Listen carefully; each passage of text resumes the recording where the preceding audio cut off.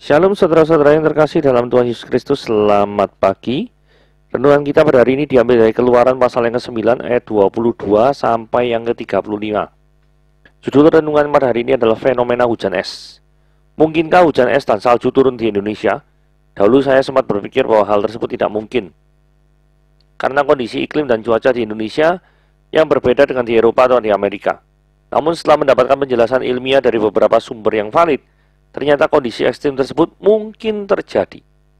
Frekuensi turunnya salju memang jarang terjadi, tetapi laporan mengenai hujan es pernah disampaikan dari beberapa daerah yang tersebar di seluruh Indonesia. Fenomena hujan es yang sangat dahsyat juga pernah dialami oleh rakyat Mesir pada zaman Musa. Bedanya kali ini hujan es terjadi bukan sekedar faktor alam, tetapi sepenuhnya karena kehendak Allah. Ya, untuk kesekian kalinya Allah menurunkan tulah pada bangsa Mesir, karena Firaun menolak untuk melepaskan bangsa itu keluar dari Mesir. Hujan es turun ditambah dengan api yang menyambar dari langit, membinasakan manusia, binatang, dan segala tumbuhan yang ada di padang. Namun setelah bencana dahsyat itu berlalu, Firaun masih berkeras tidak mau melepaskan bangsa Israel seperti yang Allah kehendaki. Dalam kehidupan ini, ada kalanya Allah memakai fenomena alam maupun peristiwa tidak biasa lainnya untuk mengingatkan manusia akan kemahakuasaan Allah. Bagaimanapun di hadapan Allah tidak ada seorang pun yang dapat memegahkan diri atau mengeraskan hati terhadap peringatan yang Allah berikan. Tindakan mengeraskan hati seperti yang dilakukan oleh Firaun hanya akan mendatangkan akibat yang jauh lebih buruk.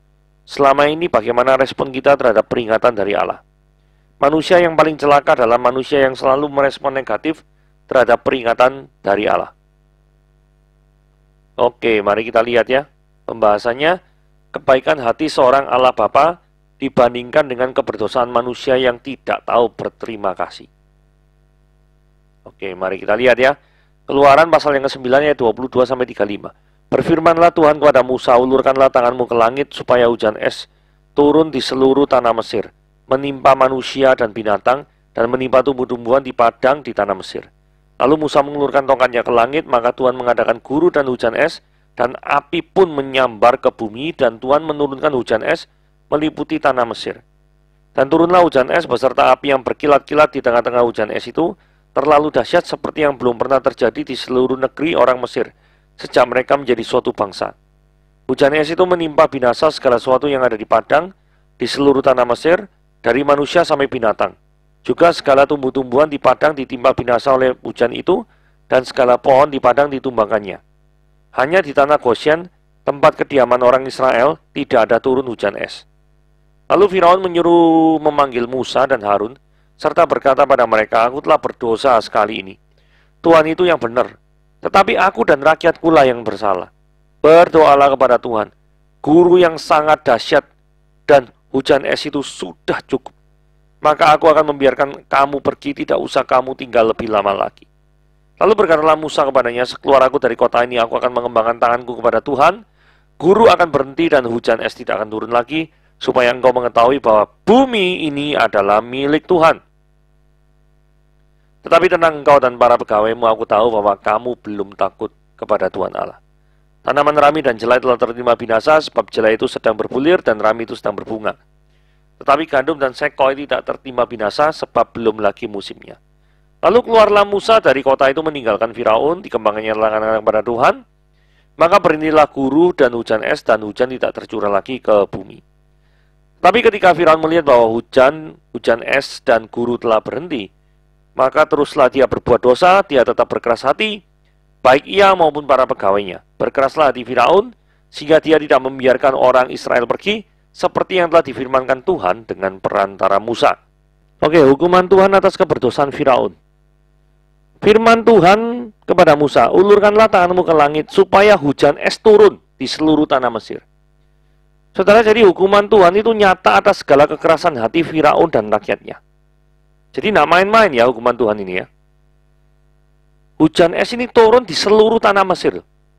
Jadi ada pelajaran berharga di sini, yaitu ketika sang raja itu melakukan dosa melawan Allah, maka hal tersebut tidak hanya mendatangkan hukuman bagi dirinya sendiri, tetapi kepada seluruh rakyat yang dipimpinnya juga. Ini penting. Jadi kalau seorang pemimpin itu salah dalam mengambil keputusan, maka dia itu tidak hanya salah terhadap dirinya sendiri, tetapi dia juga bertanggung jawab terhadap para pengikutnya yang dibawanya oleh dia ke arah yang salah tadi. Namanya pemimpin ada followernya, ada pengikutnya. Nah kalau misalkan pemimpinnya salah, followernya repot nanti. Ini sama ya, bagi orang-orang yang jadi YouTuber atau selebgram gitu misalkan ya.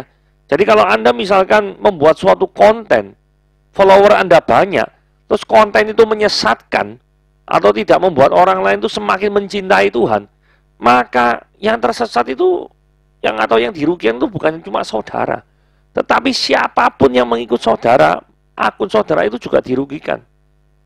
Apalagi kalau sang pengikutnya belum mengenal mana yang benar, mana yang salah. Pokoknya engkau diidolakan, maka apapun yang engkau lakukan maka mereka ngikut. Repot model kayak gini. Ya.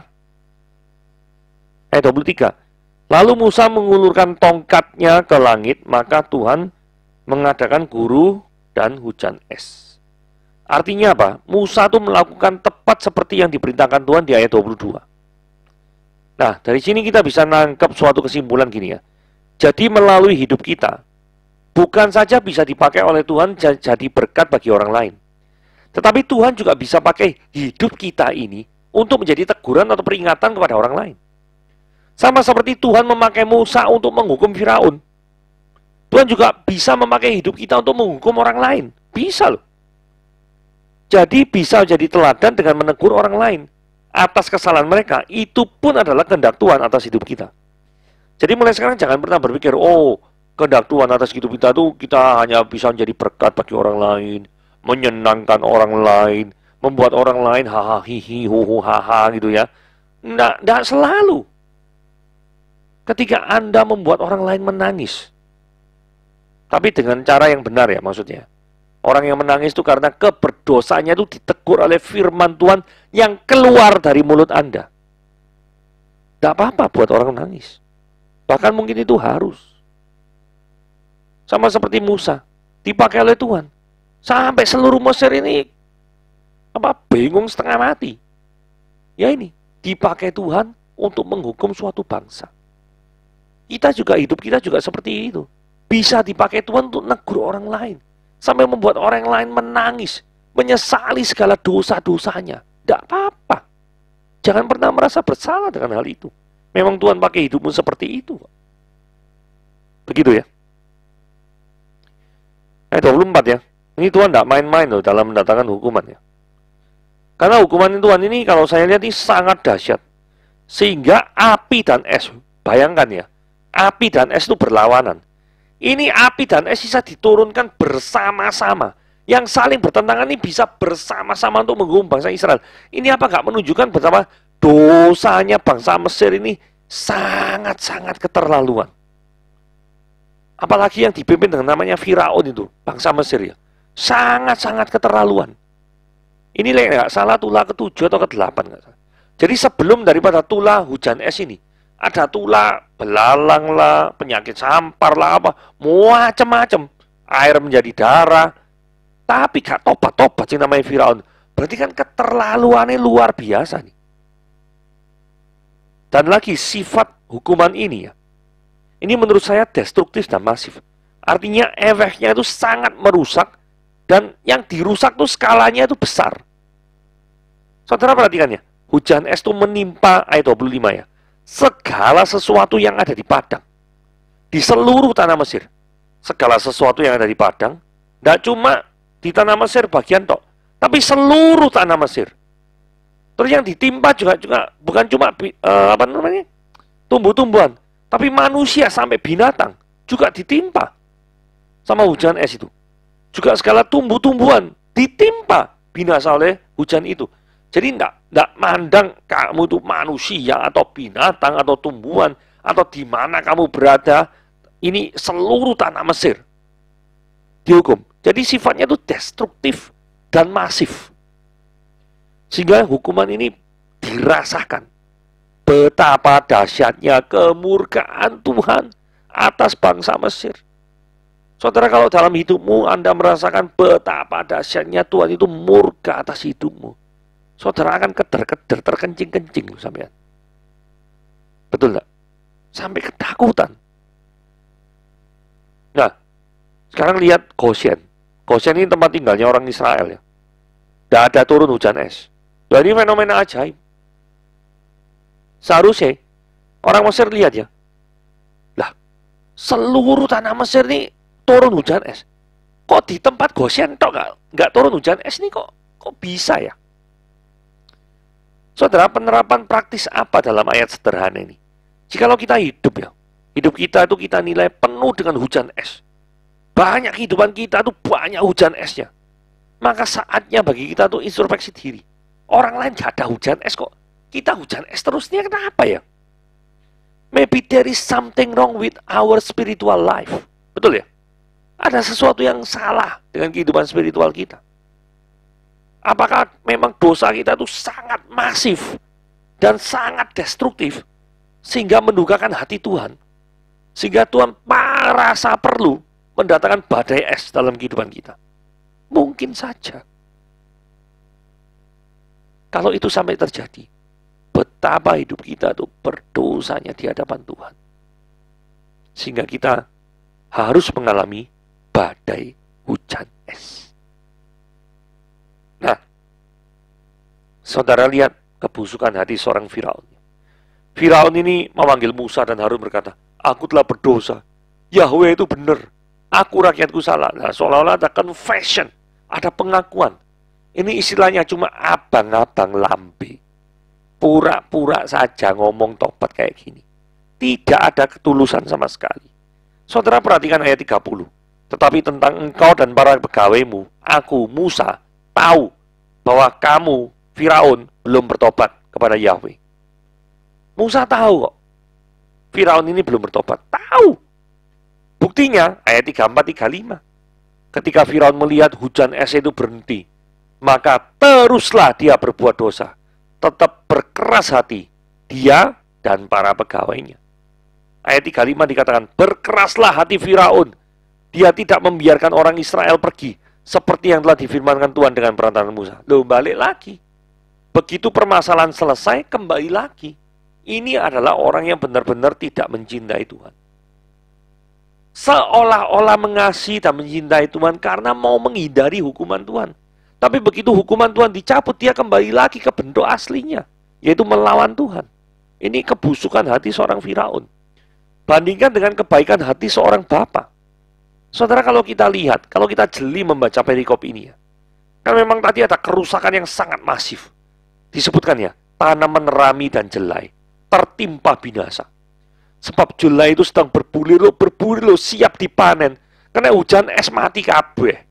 Rami itu sedang berbunga. Loh, yang sudah sedang berbunga, sedang berbulir, ini hancur semua. Nah terus kayak gini nih ya apa? Tetapi Tuhan itu Tuhan yang baik. Dan seperti Firaun yang memiliki hati busuk. Walaupun Tuhan itu menghukum daripada bangsa Mesir, tetapi Tuhan masih memelihara loh. Ayat 32 dikatakan, tetapi gandum dan sekoi tidak tertimpa binasa. Kenapa? Belum lagi musimnya. Jadi kalau nanti musimnya itu ada, gandum dan sekoi ini yang menjadi alat bagi Tuhan untuk memelihara bangsa Mesir. Jadi sekalipun Mesir ini dihukum sangat dahsyat, seperti yang belum pernah dialami sebelumnya, Allah tetap memelihara loh bangsa Mesir itu dengan suplai gandum dan sekoi. Bukankah ketika Allah itu menghukum, dia juga tetap memelihara? Itu adalah kebaikan hati seorang bapa. Menghukum dengan tujuan bukan untuk menghancurkan. Tapi kalau manusia yang berdosa melampiaskan amarahnya itu dengan tujuan untuk menghancurkan.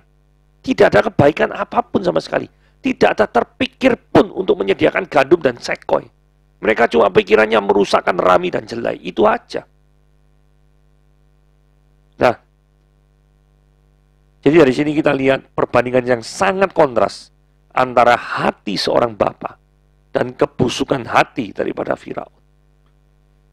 Nah, kiranya renungan pada hari ini menjadi teguran bagi kita semua supaya kita meneladani hati seorang Bapa. Amin.